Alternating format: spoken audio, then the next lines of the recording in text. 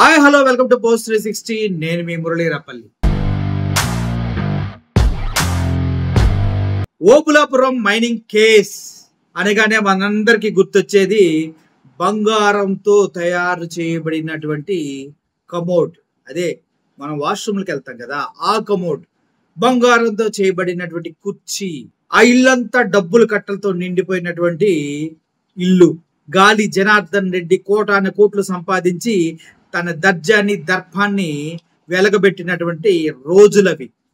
Obulapuram mining లో permission తీసుకొని ఆ పర్మిషన్ ని మితిమీరి ఆ చుట్టుపక్కల ఉన్న కర్ణాటక బోర్డర్ రాళ్లను కూడా జరిపేసి ఇష్టానుసారంగా మైనింగ్ చేసి ఆ మైనింగ్ ని కేవలం ఇండియాలోనే అమ్మాలని రూల్స్ ఉన్నా కూడా ప్రపంచం మొత్తం సప్లై చేసినటువంటి ఒక ఘరానా దొంగ స్టోరీ ఓబులాపురం మైనింగ్ కథ. గాలి జనార్దన్ రెడ్డి అనే ఒక దొంగ స్టోరీ.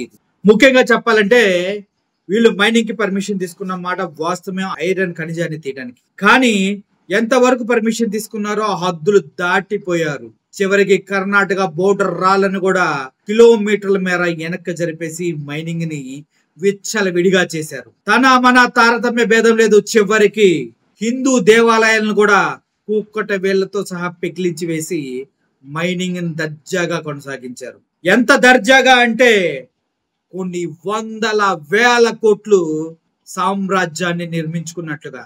మనం కేజీఎఫ్ సినిమా చూసాం. కేజీఎఫ్ లో సింగిల్ హ్యాండెడ్ గా ఎంత సామ్రాజ్యాన్ని అయితే నిర్మించాడో అంతే సామ్రాజ్యాన్ని దగ్గరగా ఐరన్ ఊర్లో గాలి జనార్దన్ రెడ్డి నిర్మించాడు. వాళ్ళ కూతురు పెళ్లిని అంగరంగ వైభవంగా చేసి వచ్చిన వాళ్ళందరికీ బంగారపు గిఫ్టులు ఇచ్చి దేశ వ్యాప్తం ఎందుకు టోటల్ గా ప్రపంచ వ్యాప్తంగా చాలా మందిని నోరెళ్ళబెట్టేలా చేసినటువంటి గాలి జనార్దన్ రెడ్డి రియల్ స్టోరీయే ఈ ఓబులాపురం మైనింగ్ కేస్. చెప్పుకుంటే చాలా తక్కువ, చెప్పకపోతే అసలే పెద్ద తప్పు.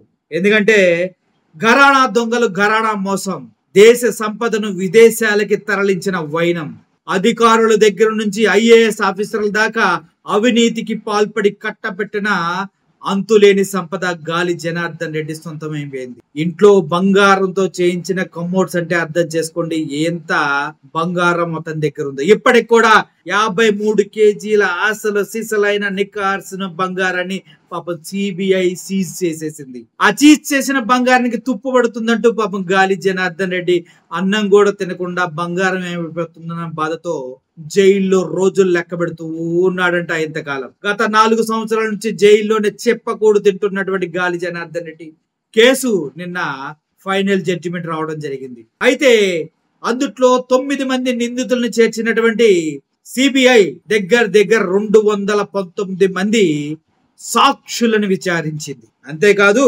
3400కు పైగా పత్రాలని వాళ్ళు ఇన్వెస్టిగేషన్ చేశారు.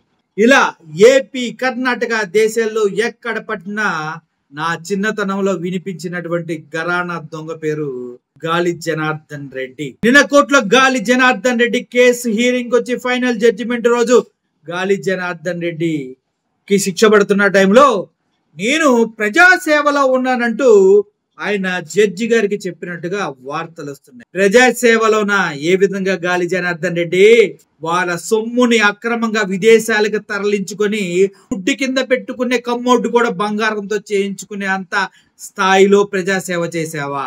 భూగర్భాన్ని తవ్వి తీసి కోటాను కోట్లకు పడగలెత్తే అంత ప్రజాసేవ చేసావా? అక్రమంగా సంపాదించిన డబ్బుని హవాలా ద్వారా విదేశాలకు తరలించే అంతగా ప్రజాసేవ చేసావా అంటూ జడ్జి గారు కూడా ప్రశ్నించినట్టు తెలుస్తుంది. అంతేకాదు తన బంగారానికి తుప్పు పట్టిపోతుందంటూ ముసలి కన్నీరు కూడా కార్చాడంట సో కాల్డ్ ఘరానా దొంగ, మైనింగ్ దొంగ గాలి జనార్దన్ రెడ్డి. ఈ అక్రమ మైనింగ్ ను విదేశాలకి ఐరన్ పంపించడంలో గాలి జనార్దన్ రెడ్డి ఆస్తులు మొత్తం జప్తు చేసింది ఈడీ. ఇందుట్లో ఆయన ఆస్తులు వాళ్ళ కొడుకు పైన, వాళ్ళ భార్య పైన పెట్టిన సందర్భం కూడా ఉంది. వాటినన్నిటి కూడా సీజ్ చేసినటువంటి ఈడీ ఇప్పటి వరకు ఆ కేసుని తేల్చకపోగా సిబిఐ మాత్రం గాలి జనార్దన్ రెడ్డికి దగ్గర 7 సంవత్సరాల జైలు శిక్ష విధించడం జరిగింది. అయితే గాలి జనార్దన్ రెడ్డి ఇప్పటి వరకు నేను 4 సంవత్సరాల జైలు శిక్ష అనుభవించాను, నేను ప్రజాసేవలో ఉన్నాను, నేను ఇంకా మంచి పనులు చేయాలనుకుంటున్నాను. నన్ను నమ్ముకొని నా కింద 125 కంపెనీల్లో పనిచేసేటువంటి సిబ్బంది ఉన్నారు. ఆ 125 కంపెనీలకి ఉన్న సిబ్బందికి నేనే ఆధారం. నేను జైల్లో ఉంటే పాపం వాళ్ళు ఎలా నా కంపెనీలో పనిచేస్తారు, వాళ్ళకి ఎలా నేను జీతాలు ఇవ్వాలని ఎక్కి ఎక్కి ఏడిస్తే నీలాంటోడికి 4 సంవత్సరాలు 7 సంవత్సరాలు కాదు, యావజ్జీవ కారాగార శిక్ష బ్రతికున్నంత కాలం జైల్లో పెట్టిన తప్పే లేదనిపిస్తుందంటూ జడ్జి గారు మాట్లాడినట్టు తెలుస్తుంది. అంటే మనోడి గురించి జడ్జి గారు కూడా క్లియర్ గా అర్థమైపోయింది. నవ్వుతూ నవ్వుతూ నయవంచనతో ఆంధ్రప్రదేశ్ మొత్తాన్ని విదేశాలకు సర్దేశాడన్న విషయం తెలిసింది. సిబిఐ గాలితో పాటు అంటే గాలి జనార్దన్ రెడ్డితో పాటు ఇంకో 5గురిని కూడా దోషులుగా కోర్టు ముందు నిలబెట్టడం జరిగింది. అందుట్లో బివి శ్రీనివాస్ రెడ్డి 7 సంవత్సరాలు జైలు శిక్ష పడింది. అదే విధంగా సబితా ఇంద్రారెడ్డిని నిర్దోషిగా ప్రకటించి వదిలేయడం జరిగింది.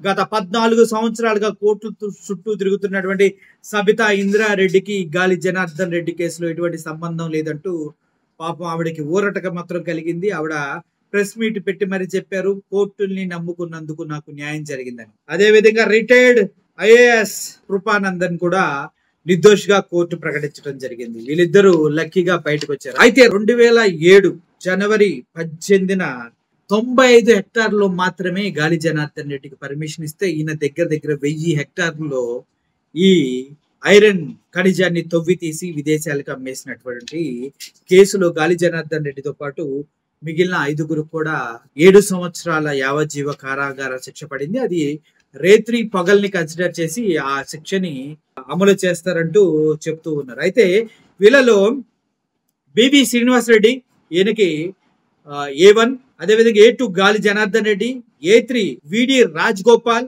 అదేవిధంగా A4 అలీ ఖాన్ కు దోషులుగా ప్రకటించి కోర్టు 7 సంవత్సరాలు జైలు శిక్ష విధించింది. అదేవిధంగా వీళ్ళకి శిక్షానంతరం కూడా ఒక్కొక్కరు జరిమానా 1 లక్ష రూపాయలు, ఇంకొకరు 10,000 అలా కట్టి బెయిల్ కి అప్లై చేయొచ్చు. దానికి 1 మంత్ టైం ఉందనేసి కూడా కోర్టు చెప్పడం జరిగింది.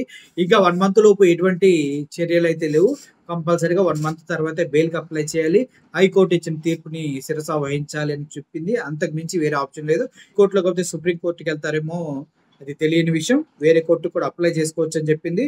అదే విధంగా 7 సంవత్సరాల కఠిన కారాగార శిక్ష వీళ్ళకి అందించడం జరిగింది. సో ఓవరాల్ గా గాలి జనార్దన్ రెడ్డికి దారుణమైనటువంటి పనిష్మెంటే దొరికింది అనుకున్నా. ఎంత సంపాదిస్తే ఏంటి, పేరు ప్రఖ్యాతులు లేని బ్రతుకొచ్చి అని చాలా మంది అంటున్నారు. ఈ కేసులోనే జగన్మోహన్ రెడ్డిని కూడా ఇన్వాల్వ్ చేయాలని చూశారు, కానీ అది కాలేదు పాపం. మొత్తానికి గాలి స్టోరీ గాలిలో కలిసిపోయినట్టే. ఇంకో 7 సంవత్సరాలు జైల్లో చెప్పకూడే. రాబోయే రోజుల్లో గాలి జనార్దన్ రెడ్డి ఈడీ జప్తు చేసిన ఆస్తులు మొత్తం బయటకు వస్తాయా, లేదంటే వాటిని కూడా గవర్నమెంట్ స్వాధీనం చేసుకుంటుందా అన్న విషయం ఇంకా తేలవలసింది. 53 కేజీల బంగారంతో పాటు వెండి, అదే విధంగా కోటాను కోట్ల డబ్బు కూడా ఈడీ జప్తులో ఉంది. స్థిరచర ఆస్తులు ఇంకొక 120 కంపెనీలు కూడా ఈడీ జప్తులోనే ఉన్నాయనేసి వార్తలు వస్తూ ఉన్నాయి. వాటి పైన కూడా తీర్పు ఇంకో 2-3 నెలల్లో వెలువడిపోతుందంటూ చెప్తూ ఉన్నారు. ఇది మొత్తానికి గాలి స్టోరీ. మీరేమంటారు? ఇటువంటి దుర్మార్గులు ప్రజాసేవలో ఉన్నద్దామా? బీజేపీ పార్టీలో ఉన్నారు. మరి బీజేపీ పార్టీ ఏమంటుందో, అది వాషింగ్ మిషన్ పార్టీ కదా. అయినా కూడా గాలి జనార్దన్ రెడ్డిని కాపాడుకోకపోవడానికి కారణం ఏంటి? కోర్టు వ్యవస్థలు ఇంకా బలంగా పనిచేస్తున్నాయి అన్నదే దీనికి నిదర్శనం. Thank you for watching this video. Murali signing off. Thank you so much.